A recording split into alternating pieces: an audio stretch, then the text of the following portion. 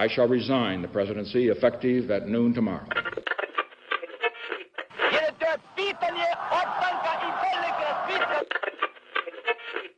Sejam todos e todos muito bem-vindos a mais um episódio Mundo de História. E hoje, um episódio que nós vamos falar um pouco sobre a resistência iugoslava à invasão da Alemanha nazista durante a Segunda Guerra Mundial.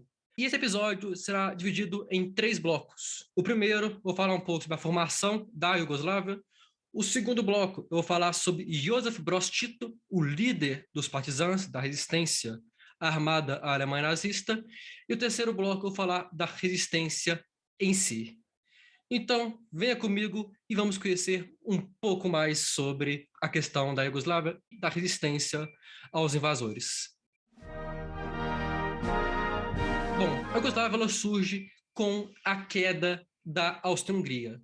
Mas isso não quer dizer que a ideia de uma Iugoslávia surge naquele momento. Muito pelo contrário. Já antes da Primeira Guerra Mundial, os sérvios já tinham interesse em criar um só território para os povos croatas, sérvios e eslovenos, e até mesmo junto com os povos de Montenegro e da Macedônia. Eles já tinham essa ideia. Não é à toa que quando a Sérvia é invadida pela Áustria após o assassinato de Francisco Ferdinando, dando origem à Primeira Guerra Mundial, a Sérvia disse que a sua guerra contra a Áustria era uma guerra de libertação e de unificação, pois acreditava que seria o momento que conseguiriam, de fato, unificar todos os povos que gostariam. E a ideia de criar uma nação para esses povos era interessante, era algo discutido na época, mas a sua realização bate de frente com uma questão de um acordo mais ou menos secreto. Porque quando os aliados, vulga França e Inglaterra, chamaram a Itália para o seu lado, prometeram à Itália territórios no Adriático, que há décadas a Itália queria. E esses territórios também eram de interesse da Iugoslávia. Então, havia essa disputa territorial que poderia colocar o plano de criação da Iugoslávia em choque e impedir que acontecesse. Mas, em 1917 e 1918, houve um consenso. A Itália abriu mão de parte dos seus territórios desejados e a ideia de uma Iugoslávia, de uma nação eslava, estava cada vez mais próxima de ser realidade. E nesse momento começou a ter uma discussão que era os sérvios, croatas e eslavos. Quando eles ficarem livres da Áustria-Hungria com o fim da Grande Guerra, eles serão obrigatoriamente anexados à Sérvia, formando a Iugoslávia, ou eles poderiam escolher destino se quiserem ficar independentes. Como será isso? Mas tudo foi determinado para que fosse, sim, criada a Iugoslávia. E nós temos, então, em 1º de dezembro de 1918, o príncipe Alexandre, na época regente da monarquia, declarou que estava unificada a Iugoslávia, mas não seria uma unificação fácil, porque você estaria unificando povos diferentes, com culturas diferentes, com religiões diferentes em uma só nação. Você estaria unificando croatas, bósnios, eslovenos, macedônios e montenegrinos em uma só nação. Você estaria juntando cristãos e muçulmanos em uma só nação. E esses conflitos culturais e religiosos futuramente deram muito problema para a Iugoslávia. Primeiro, durante a Guerra Mundial e, posteriormente, durante as guerras da Iugoslávia na década de 90.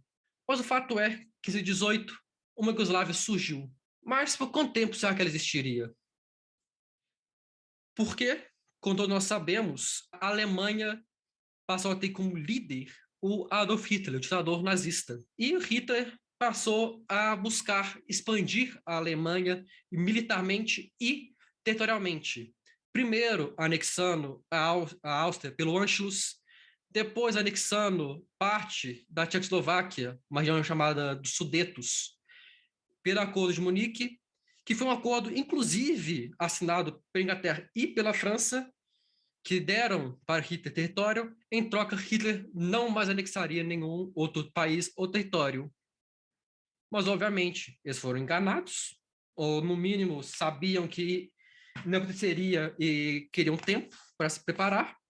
Porque em setembro de 1939, a Alemanha nazista invade a Polônia, dando início à Segunda Guerra Mundial. Você pode estar pensando, mas o que tem a ver a invasão da Polônia, a Segunda Guerra Mundial, com a Iugoslávia? Isso tem a ver porque a Itália de Benito Mussolini, fascista e aliada à Alemanha nazista, resolveu invadir a Grécia. E apesar de sua superioridade bélica, não conseguia de forma nenhuma derrotar os gregos, que estavam apresentando uma forte resistência. Tendo em vista a incapacidade italiana, a Alemanha percebeu que ela mesma teria que lidar com isso. Porém, como ela chegaria na Grécia? Ela não tinha fronteira com a Grécia, o mar não seria prático nem seguro, considerando o tamanho da marinha britânica, então ela tinha que conquistar esse acesso.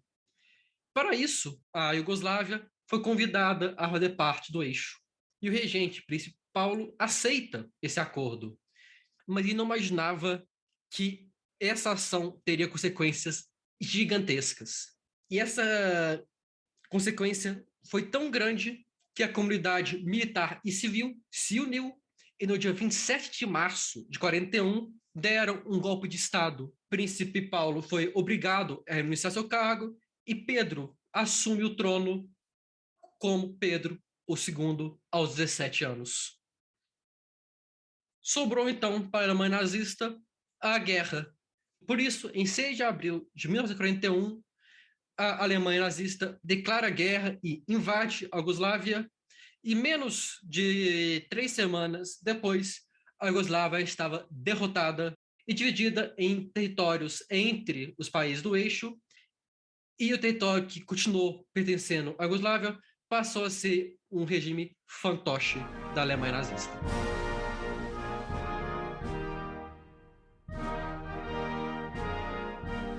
E chegando então no segundo bloco desse episódio, que vamos falar de Josef Broz Tito. Tito nasceu em Kumrovac, na época parte da Croácia como província da Áustria-Hungria, e desde pequeno ele teve muito contato com dois fatores que influenciariam muito sua vida: a pobreza da região que ele vivia e o sentimento de identidade e, por consequência, de independência dos povos eslavos. E esse sentimento acompanhou Tito pelo resto da vida, dando a ele um certo nacionalismo. Mas vamos com calma.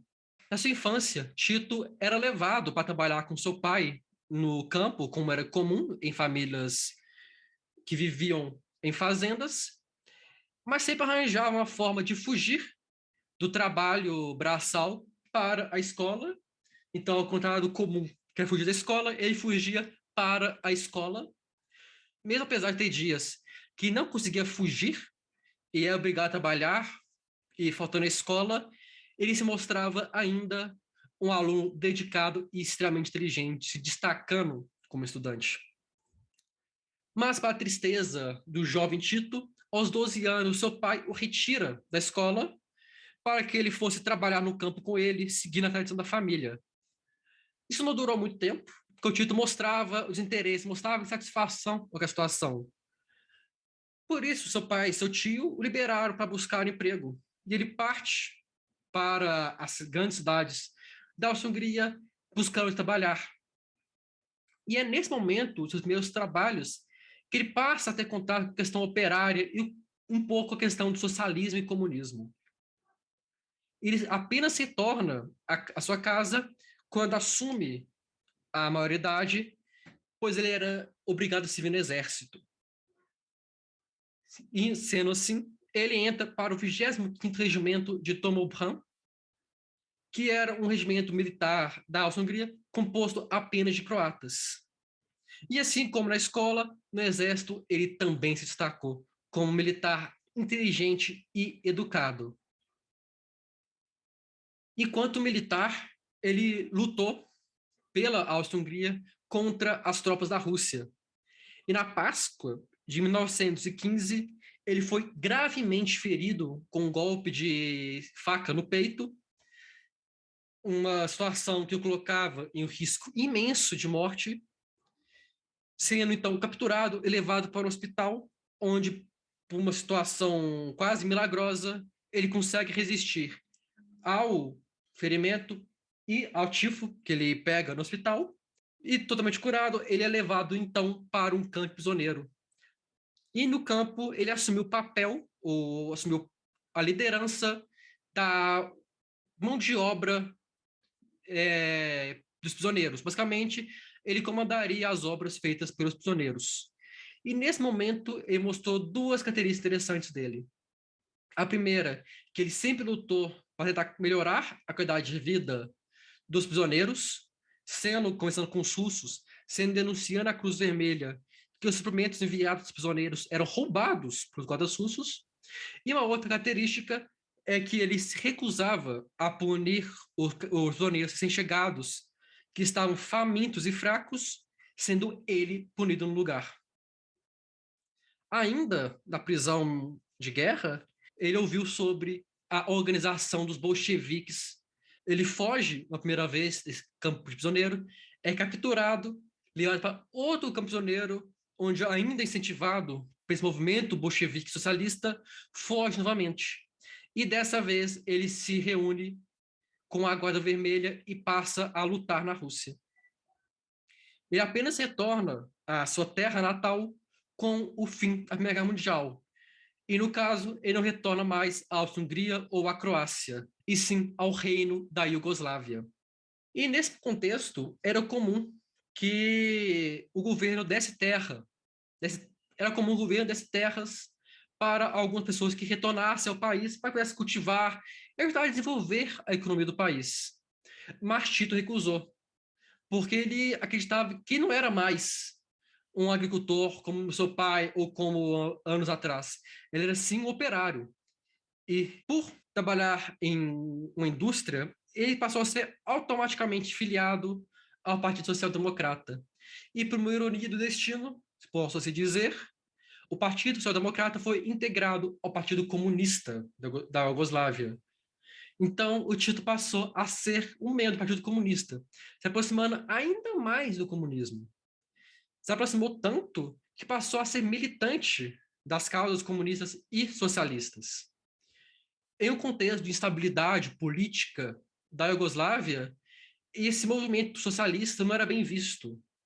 Os membros desse movimento eram presos, e com Tito não foi diferente.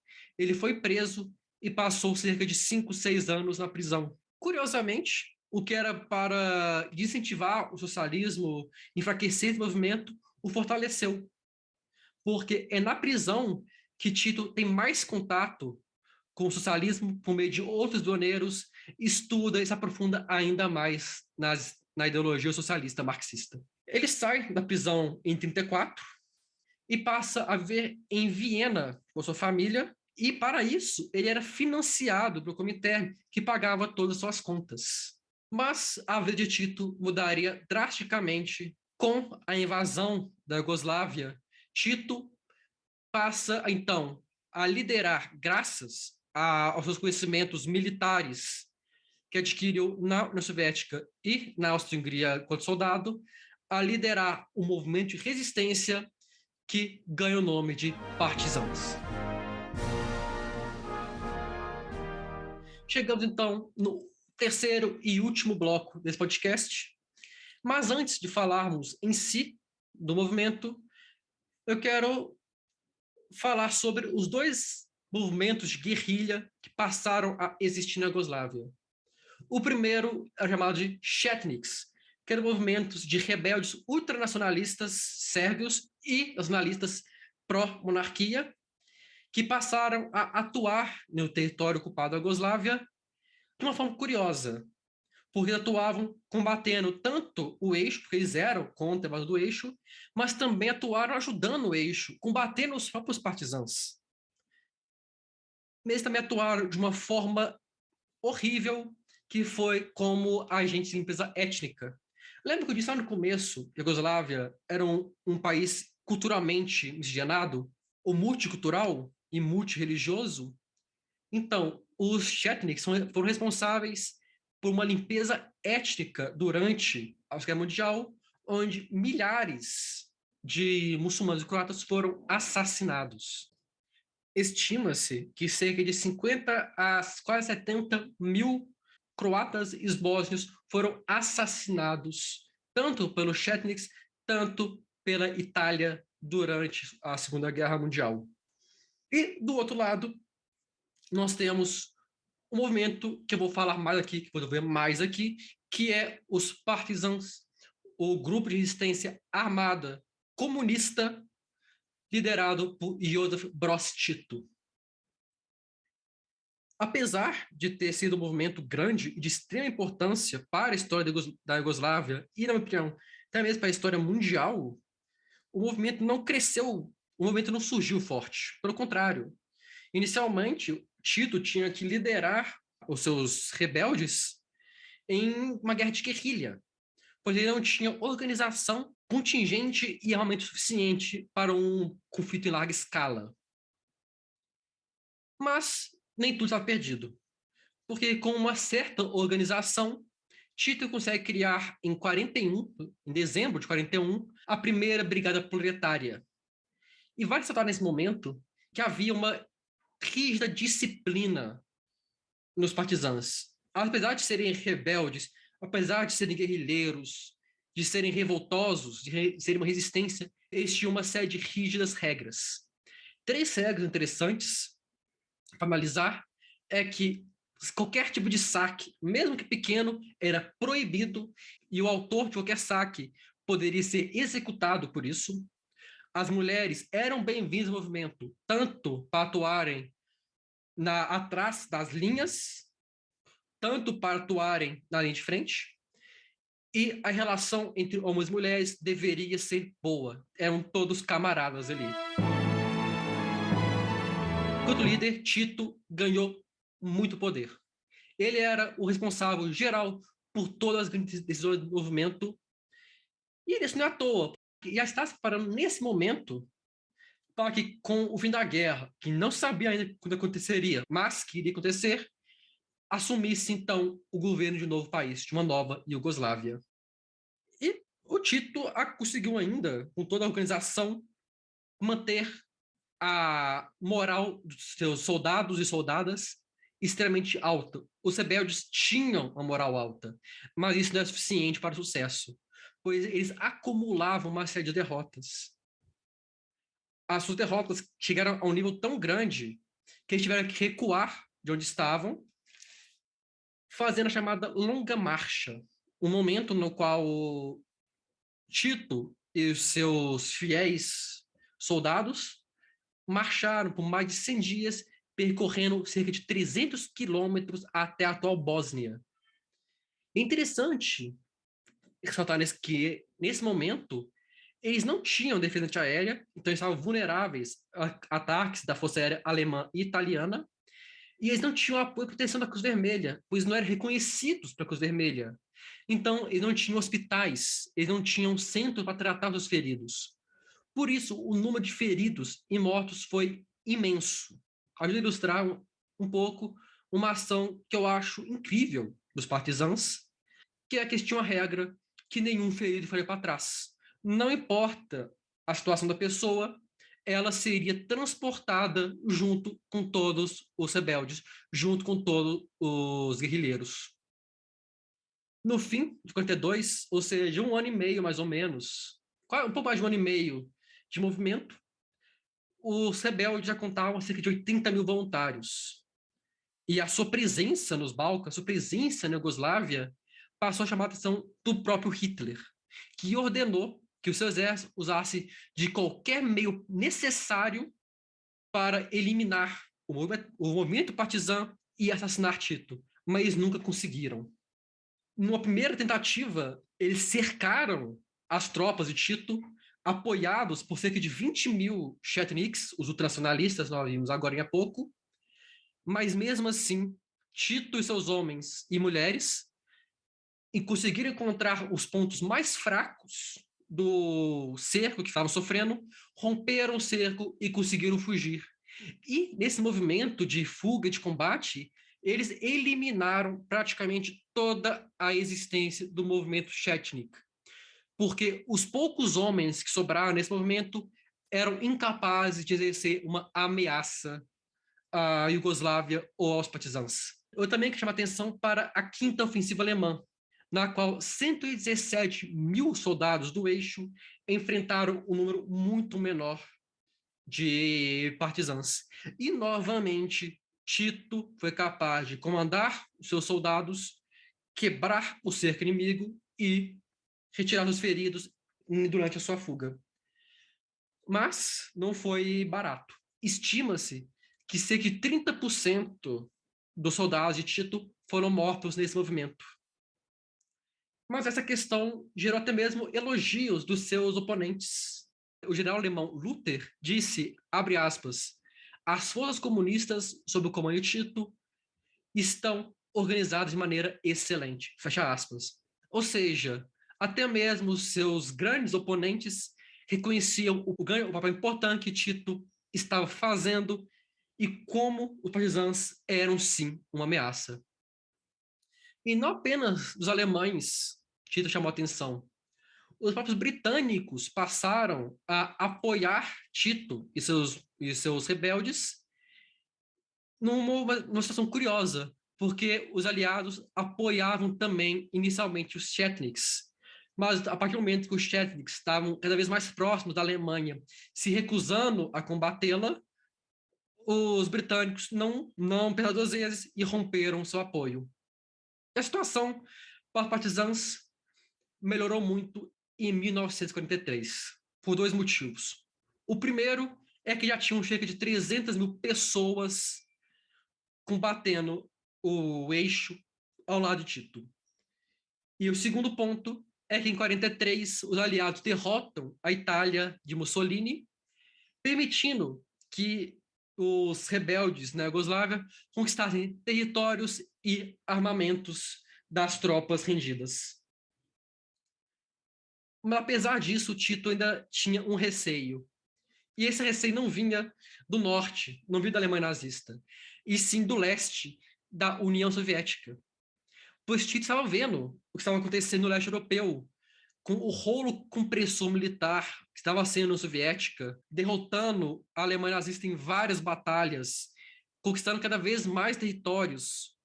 E por isso Tito temia que quando o Exército Vermelho chegasse na Iugoslávia, ele seria destituído do poder das suas tropas e os seus homens e mulheres seriam incorporados no exército soviético. Para tentar entender a situação e pensar em como seria, Tito se reúne com Stalin, o líder soviético. E esse deixa claro para o guerrilheiro que os partisãos seguiriam apenas Tito, que a União Soviética não interferiria nisso, iria auxiliá-los, mas o Tito seria o comandante das tropas. É por isso, é um dos motivos, todo esse movimento dos partisãos, que a Iugoslávia é considerado por muitos como o único país que se soltou, que se livrou da invasão nazista sozinho. Tanto a França quanto os países do leste europeu foram libertos do nazismo, do fascismo ou das tropas alemãs, graças ou os aliados no oeste ou a União Soviética no leste. E nós chegamos, então, em 1945, o ano final da Segunda Guerra Mundial. Em um ano que Tito já tinha 800 mil homens e mulheres ao seu comando. Mas agora, esse exército que ele conquistou não iria mais brigar com nazistas. Eles iriam, no lugar, proteger a Iugoslávia, combater qualquer tipo de rebelde e qualquer tipo de colaboracionistas. Então, nós temos a execução de várias pessoas que colaboraram com o regime nazista. E nós temos também que uma das funções desse exército grandioso da Iugoslávia era garantir a eleição. E, no caso, a eleição de um partido comunista. Nós temos, então, com o fim da Segunda Guerra Mundial, o surgimento da República Socialista Federativa da Iugoslávia, que é fundada mais precisamente em 2 de dezembro de 1945, e considerando todo o papel de Joseph Broz Tito durante a Guerra Mundial, não é por menos que ele foi o líder da Iugoslávia por décadas e, na minha opinião, o mais importante líder da Iugoslávia em toda a sua história e um dos mais importantes líderes da Europa durante a Guerra Fria.